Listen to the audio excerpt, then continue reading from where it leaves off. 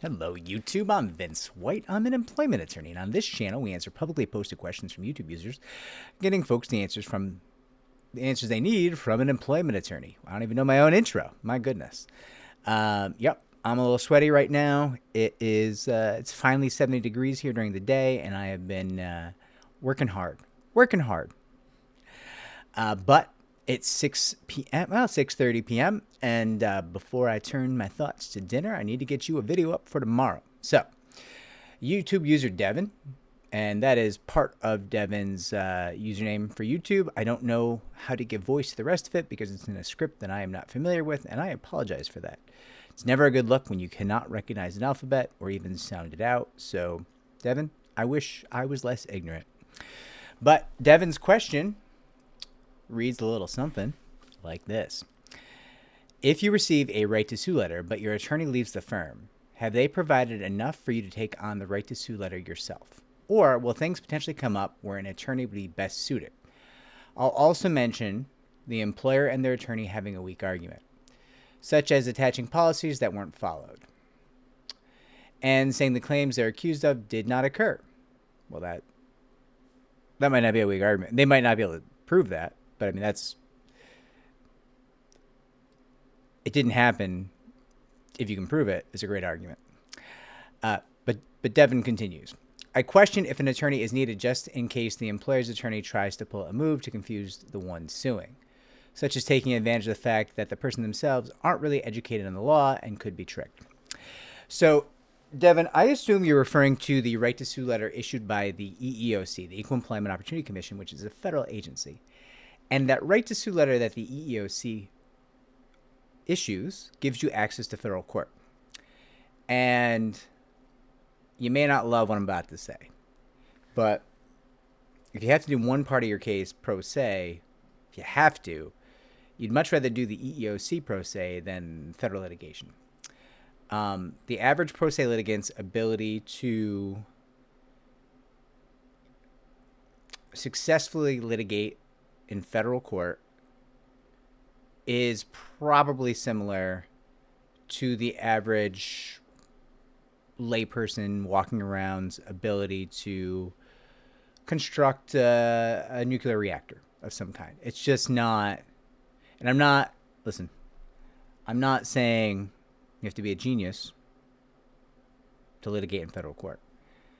I am saying it is a confusing world, and a lack of experience can sink you there very, very rapidly. Also, the amount of work that goes into federal litigation, the amount of person hours that it takes to litigate in federal court is extraordinary. It's exorbitant. It will take over your life. It is more demanding than a full-time job. There is a reason why attorneys work long hours in litigation, and it is, for many of us, called federal court. Now, that doesn't mean you couldn't settle your case, right? If you're trying to get your case settled, you could certainly do that. But there's a couple things going on here. One, first, you say the attorney is leaving the firm. So the attorney got your right to sue letter, and they're leaving the firm. Great. So you can, presumably, you have the retainer agreement with that firm. That firm could provide you another attorney. Also, the attorney who left the firm is not precluded from taking your case, right? Not generally speaking, in any jurisdiction I'm aware of, attorneys cannot be subject to non-compete agreements, so you can just go with that attorney. Those are both solid options for obtaining representation. If you like the firm and you like the attorney, right, like you certainly want representation for federal court if you can take it. Now, if the firm doesn't want your case, make sure you get a release of the contingency from them. You don't want them trying to assert a lien later. And likewise, if the attorney is leaving, whoever you have the retainer agreement with, right? If you have the retainer agreement with just that one attorney, you need a release from that attorney. If you have it with the firm, then you need a release from the firm. And that should be easy to obtain if either of them are declining to continue representation, right? And that attorney might tell you, like, listen, the retainer's with the firm, I'm not going to represent you anymore. And that is potentially accurate. If the retainer agreement is with the firm, it's an agreement between you and the firm, and there's a good chance that you don't have the right to just demand that attorney take your case with she or he. That said, if for whatever reason it's not going to work out with the attorney who's leaving, or it's not going to work out with the firm that the attorney is exiting from, and you just don't have representation right now, keep in mind that you have exactly 90 days, if it's a federal EEOC right to sue letter, 90 days from receipt of that right to sue letter to get your case filed in federal court. So I don't know how much time you burned, but the clock is ticking, and you need to find representation stat. If it comes down to it, you can file your case pro se to preserve the right to sue so you don't lose your federal claims, and give you more time to find representation. But keep in mind, once you file a case pro se, many firms won't even talk to you anymore. The amount of damage that a pro se, which should give you an idea of the amount of damage a pro se litigant can do to their claims in just one filing, right? Generally speaking, a pro se litigant needs to do a truly magnificent job for me to even consider taking a case. And people be like, I have a great case. What do you mean you won't take it? It's like, oh yeah. Oh, you did. You had a great case. But it's going to take me 200-300 extra attorney hours, or take our firm 200 or 300 extra attorney hours, to unwind the complicated mire that you turn this litigation into by not knowing how to effectively and efficiently move it forward.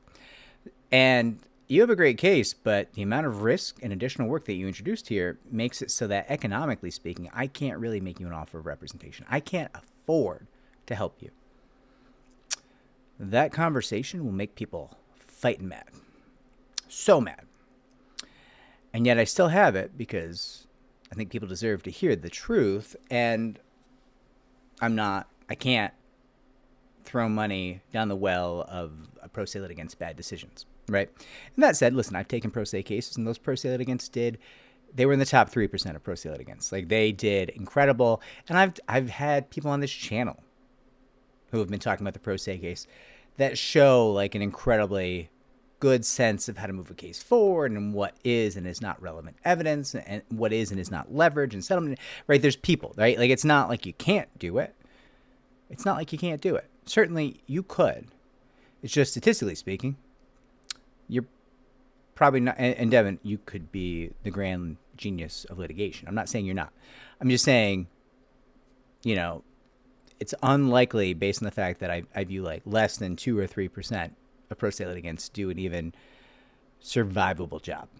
And the percentage of pro se litigants who win their cases is, I believe, minuscule. So, listen, even the creator behind the Fight Employment Discrimination channel, who was, I joke, she worked for NASA, so I always say she was a literal rocket scientist. I don't know if that was actually her trade at NASA, but like an incredibly intelligent, incredibly talented person, went through the federal employee process, which is actually easier for pro se litigants in the scheme of things, and then brought in a counsel closer to the end to help with the trial, if I recall correctly. And that was very successful. But that's just such a talented person. Doing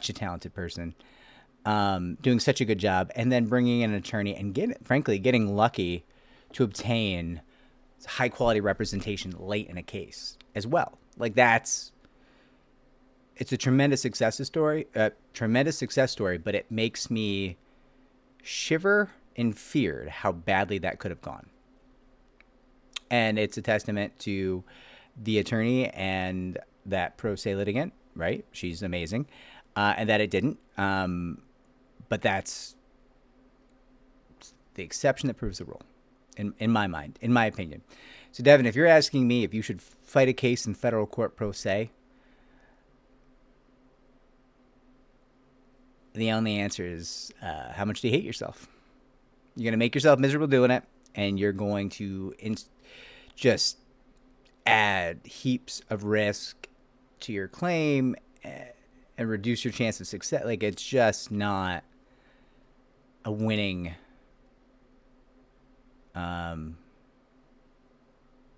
recipe, in my opinion. I'm just a guy on the internet, though. What do I know? Listen, if you think I'm wrong, tell me why I'm wrong. Why is federal court Easy peasy lemon squeezy for pro se litigants. Tell me about your experience. But I mean, if you're commenting, you better have an experience. I'm kidding. You can comment. Say whatever you want to say. I want to know. I want to hear. I want to hear why people do this. I want to hear where the idea that federal court is easy and accessible came from. Because there's gotta be someone out there pumping out that claim. Because I'm hearing more and more and more people like, I'm going pro se, federal court. It's going to be great. For why? How? What? How did you get here? Who told you this? And Devin, listen, people are immediately going to say like, oh, Vince is just trying to get you to hire his firm. No, go hire local counsel. Do not hire our firm. Our firm is an expensive option. We are literally flying attorneys around the country. That is expensive. We are priced accordingly. Go hire local attorneys. There are many fantastic local firms that will be a better deal for you. Good representation at a better, cheaper rate, right? People don't care about the fee when it's mostly contingent, right? Like they just don't care. And then they see the breakdown of the check at the end of the case and they're like, wait a minute. And that's not something I want for you, right? So the idea that I'm telling you not to go pro se, Devin, because I want you to hire me, not a chance in the world. Do not hire me. Do not. Not. Okay? This is just me, an employment attorney who's taken a lot of repetitions at this game saying, do not do it. Strenuously.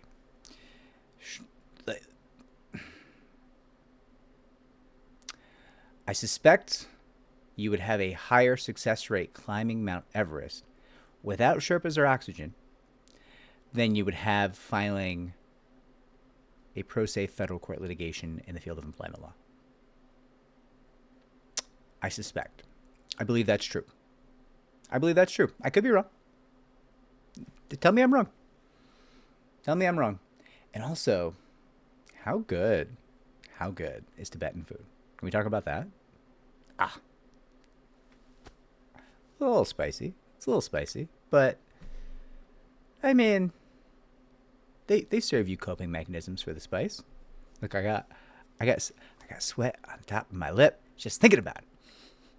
All right, I went too long. I'm required, for fear of my life, to tell you to like, subscribe, comment down below, share the channel so it can grow. Or don't. Give me the thumbs down. We're out of the contractual period. Give me the thumbs down. Tell me you hate me. I'm here for it.